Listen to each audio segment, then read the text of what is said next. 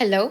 अगर आप भी 2026 में यूपी पीसीएस देने का सोच रहे हो तो ये वीडियो आपके लिए है। जो हमारा एग्ज़ाम होगा 2026 में यूपी पीसीएस का, वो सुनने में आ रहा है कि वो होगा आपका प्रीलिम्स 2026 का जून में। ठीक है, तो आपको ये सोच के चलना है कि अभी आपके पास दिसंबर से लेकर के जून तक का टाइम है, और जो आपका कैलेंडर है उसके आने की पॉसिबिलिटी है कि वो आ जाएगा दिसंबर या जनवरी स्टार्टिंग में।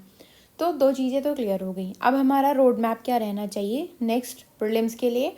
और जब आप प्रीलिम्स की तैयारी करेंगे तो आपको मेंस भी तैयार करना है साथ में, क्योंकि बहुत सारे टॉपिक्स हैं मेंस और प्रीलिम्स के जो कि इंटरकनेक्टेड हैं, जो आप एक साथ पढ़ेंगे और वो आपके दोनों में ही काम आएंगे। तो सबसे पहले हमारा फर्स्ट जो फाउंडेशन होना चाहिए वो होगा हमारा फोकस बेस पे, कि हम अपना बेस कैसे कवर करेंगे प्रीलिम्स और मेंस के लिए।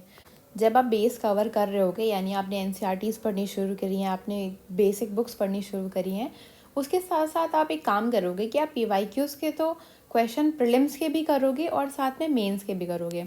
जो कि आएगा आपका कि आप आंसर राइटिंग करेंगे। भले ही आप बेसिक सा एक पीवाईक्यू करो, पर एक आंसर राइटिंग आपको करनी ही करनी है, ताकि ऐसा ना हो कि जब आपके पास मेंस का जो 3 महीने का समय होता है आप उसमें चीज़ों को सही से इवेल्युएट ही ना कर पाओ, या आप अब क्वेश्चन की नीड ही नहीं समझ पा रहे हो।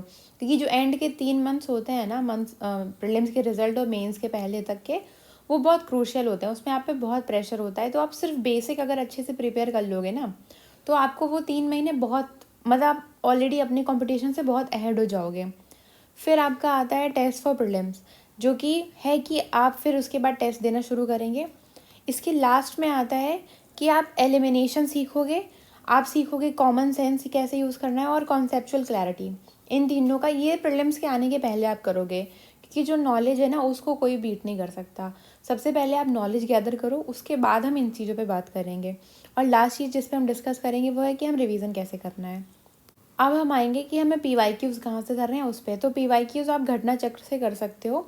इसके अलावा आप ना एक काम करो, अगर आपको घटना चक्र बहुत अच्छी नहीं लग रही है तो आप यूथ पब्लिकेशन के भी उठा सकते हो।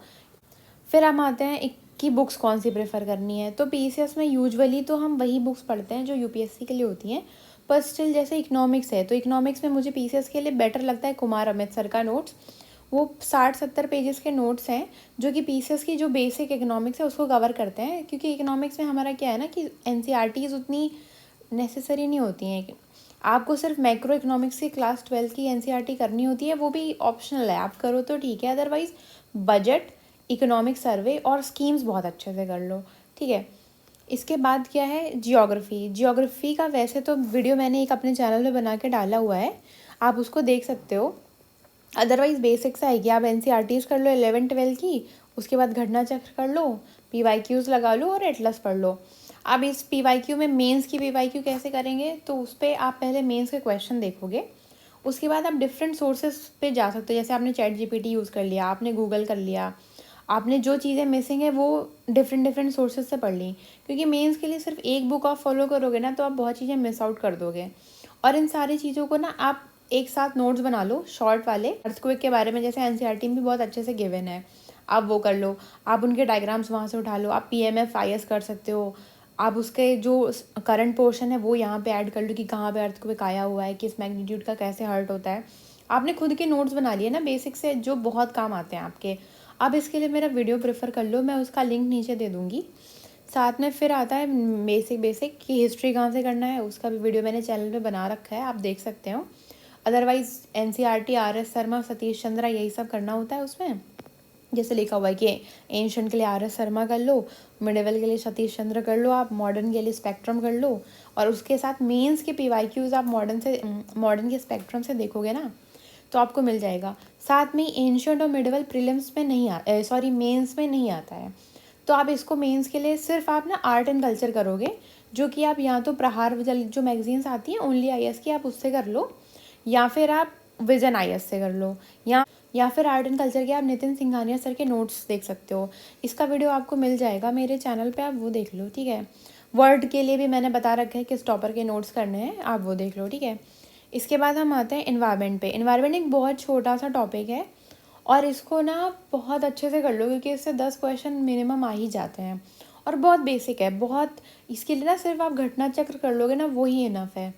उसके बाद मेंस में ना आप क्वेश्चन देखो, इन्वायरमेंट के क्वेश्चन बहुत बेसिक से आते हैं, या तो वो करंट रिलेटेड आते हैं। तो इसके लिए ना फिर आप मेंस की जो 365 आती है यूपीएससी के लिए, आप वो कर लेना। उससे क्या होगा कि आपका करंट भी सही हो जाएगा और आपका इन्वायरमेंट का जो एक ढंग का सोर्स नहीं है पीसीएस में, वो भी आपको मिल जाएगा। तो पीसीएस के लिए भी आप क्या कर सकते हो, मेंस की 365 मोस्टली चीज़ों के लिए। अगर यूपीएससी का जो पेपर है ना वो पास में ही है यूपी पीसीएस के, तो बहुत सही रहता है। जैसे इस बार क्या था 2024 में कि पहले पीसीएस था फिर यूपीएससी था, तो यूपीएससी के मोस्टली सोर्सेस आ रखे थे मेंस 365 वाले, तो मैंने पीसीएस के लिए उन्हीं को कर लिया था। उनसे ना पूरा आपका करंट हो जाता है कवर, तो वो बहुत अच्छा सोर्स होता है। सिमिलर चीज़ आपकी साइंस एंड टेक के लिए है कि आपने लूसेंट करनी है, घटना चक्र करनी है और करंट अफेयर्स करने हैं। साइंस एंड टेक के लिए आप प्लीज़ कोई एनसीईआरटी मत पढ़ना, क्योंकि बहुत बल्कि हो जाएगा, उतना काम नहीं आता है। अगर आप लूसेंट का ही साइंस एंड टेक पूरा कर लोगे ना और घटना चक्र लगा लोगे, इतना 2 सोर्स कर लोगे ना, आप ऑलरेडी 100% तक का आप साइंस एंड टेक कवर कर सकते हो इन सिर्फ लूसेंट, घटना चक्र और करंट अफेयर की हेल्प से। उसके बाद आता है आपका मेंस के लिए साइंस एंड टेक, तो आप पीवाईक्यू कर लेना थीम वाइज। और फिर उसके अलावा यूपी पीसीएस वाला एक नया है जो पीडब्ल्यू का है, उनका साइंस एंड टेक का बहुत अच्छा कोर्स है, आप उसको देख लेना।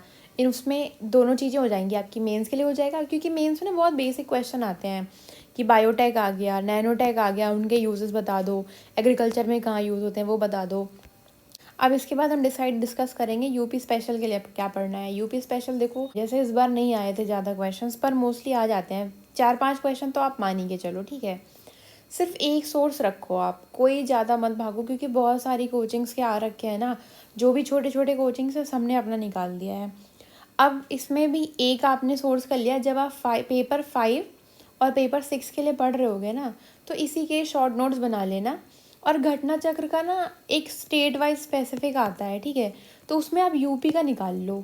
वो आपको किसी भी स्टेशनरी की दुकान पे मिल जाएगा, जिसमें सिर्फ वो इतना यूपी का निकाल के रखे रहते हैं, वो आप ले लेना। उससे आप सारे यूपी के स्पेशल क्वेश्चन कर लेना। और इसके साथ साथ आप या तो अभ्युदय वाला कर लो, जो खुद योगी जी ने स्टार्ट किया है, पर इसकी प्रॉब्लम क्या है ना कि ये पुराना हो गया है थोड़ा सा। ये जो 21 बैच के बच्चे थे, एसडीएम्स या जो पीसीएस सेलेक्टेड बंदे थे, उन्होंने प्रिपेयर किया था, पर क्योंकि 21 से अब 25 आ गया है, तो भी थोड़ा सा ना पुराना हो गया है। आप ध्येय का देख सकते हो, इनका काफ़ी अच्छा है 5 और 6 के लिए। एक तेजस करके कोचिंग है, इनका टेलीग्राम पे मिल जाएगा आपको, या फिर आप परचेज़ कर लो, इनका भी बहुत अच्छा है। टेस्ट वर्ड का स्टार्टिंग में जब पेपर 5 और 6 जुड़ा था ना, तब आया था क्वेश्चन आंसर फॉर्मेट में, वो काफ़ी उस समय अच्छा था। पर अभी क्योंकि अपडेट नहीं कर रहे हैं, या तो मुझे नॉलेज नहीं है, इन्होंने अगर अपडेट किया हो तो आप इससे देख लो। ओनली आईएएस का भी आप कर सकते हो, इनका भी ठीक है। अगर इसका अपडेटेड वर्जन मिले तो फिर आप इससे कर लो, या फिर आप ना लास्ट में क्या बचता है, दृष्टि का कर लो। दृष्टि का भी ठीक ठाक मटेरियल है, तो आप अपने हिसाब से एक बार स्टेशनरी जा करके ना चेक कर लेना, उसके बाद डिसाइड करना। अदरवाइज मैं इनमें से आपको बता दे रही हूँ एडवांटेजेस और डिसएडवांटेजेस। अब इसके बाद आपका ना क्या आता है, मेंस रिलेटेड खाली, जैसे एथिक्स हो गया ना, ओनली आईएएस के ही एथिक्स की जो बुक है उससे किया था, आप उससे कर सकते हो। क्योंकि यूपीएससी और पीसीएस में दोनों में ही एथिक्स सेम है, बस केस स्टडीज़ में अंतर रहता है, ठीक है। तो केस स्टडीज़ आपने ना किसी भी बुक में, वैसे भी केस स्टडीज़ उतना अच्छे से नहीं दिया हुआ है, तो आप केस स्टडीज़ को हटा करके किसी भी चीज़ के लिए, मतलब किसी भी सिंगल कोचिंग का सिंगल सोर्स रेफ़र कर लो, एंड में सब सेम है। अदरवाइज़ एक बहुत अच्छी बुक है डिकोड एथिक्स करके, वो उनकी है, मुदित सर की। हाउएवर उन्होंने उसको 2 पार्ट में लाया हुआ है, तो वो आधा एक पार्ट तो उसका पीसीएस के लिए बहुत अच्छा है, पर दूसरा उतना वाइबल नहीं है, क्योंकि उसमें ना यूपीएससी के क्वेश्चन का आंसर दिया हुआ है। तो आप इसको अपने हिसाब से देख लेना कोई सा एथिक्स का, पर सिंगल सोर्स ही रखना। अब आपके पास टाइमिंग का क्या है कि हम दिसंबर और जनवरी में अपना बेस करेंगे, और मेंस के लिए एक एक आंसर लिखना शुरू करेंगे, और अपना करंट अफेयर प्रिपेयर करेंगे, जो कि मेरी एडवाइस है कि आप मंथली करिए, ठीक है। अब बेस के लिए आप ना एनसीईआरटीज़ करने हैं, बेसिक जो मैंने बताया अभी, और एक जो भी आपने रेफरेंस बुक लिया है उसको कवर करिए। उसके बाद जब आप फेब और मार्च में आ जाओगे, तो आप ना प्रीलिम्स के लिए शुरू कर देना टेस्ट, और आप रिवीजन स्टार्ट कर देना। ये आपके पास 90 डेज़ होंगे, और फिर अप्रैल से आप करंट अफेयर्स को बहुत अच्छे से रिवाइज़ करना शुरू कर दीजिएगा। और इसमें ना आपको टेस्ट देने हैं और रिगरस रिवीजन करना है, सिर्फ रिवीजन और टेस्ट करने हैं आपको अप्रैल और मई में। वैसे तो ये आप डे वाइज अपना खुद का शेड्यूल बना के ब्रेक कर सकते हो कि अब मुझे 10 डेज़ में ये करना है, 20 डेज़ में ये करना है। इस तरह से आपको एक बहुत हेल्पफुल कैलेंडर आप खुद से तैयार कर सकते हो। अदरवाइज़ हमने स्टार्ट किया है एक मेंटोरशिप प्रोग्राम है और हम एक मेंस का क्वेश्चन देते हैं उसमें, ताकि आप आंसर राइटिंग कर सको। और ये जो प्रोग्राम है ये आपका 26 का प्रीलिम्स और मेंस कवर करेगा। इसको आप हमारे टेलीग्राम आईडी पे जा कर के ज्वाइन कर सकते हो। आईडी मेरे नीचे डिस्क्रिप्शन में गिवन है, आप देख लो और मुझे मैसेज कर लो, मैं आपको ऐड कर दूंगी। क्योंकि ये हमारा पहला बैच है, इसके लिए इसकी फ़ीस बहुत कम है, सिर्फ और सिर्फ 499 में है। जो कि आप देखोगे ना किसी भी कॉम्पिटिटिव कोचिंग में इतनी कम फीस में आपको कुछ भी नहीं मिल रहा होता है। तो मैं आपसे रिक्वेस्ट करूँगी, अगर आपको चाहिए कि आप 2026 के लिए बहुत अच्छे से प्रिपेयर करो, या आप स्टक हो अपनी प्रेपरेशन में और हेल्प चाहते हो, हैंड होल्डिंग चाहते हो, तो आप हमारे मेंटोरशिप प्रोग्राम को ज्वाइन कर सकते हो। यहाँ पे आपको बहुत एक्सपीरियंस्ड और अच्छे मेंटोर्स मिलेंगे जो कि ऑलरेडी सेलेक्टेड हैं या फिर इंटरव्यू तक पहुँच चुके हैं। कुछ लोग हैं जिन्होंने 2 से 3 मेंस लिख रखे हैं, 2-3 इंटरव्यूज़ दे रखे हैं।